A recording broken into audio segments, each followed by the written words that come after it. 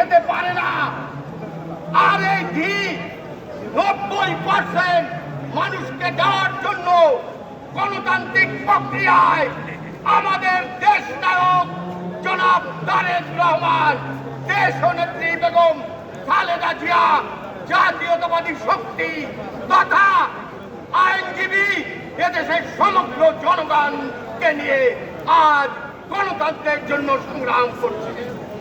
ওই হাঙ্কি বাঙ্কি বলার ওই ব্যক্তিকে সুস্পষ্টভাবে বলে দিতে চায়, ভোট পিছনের কোন হাঙ্কি বাঙ্কির কোন কার্যকলাপ করবেন না।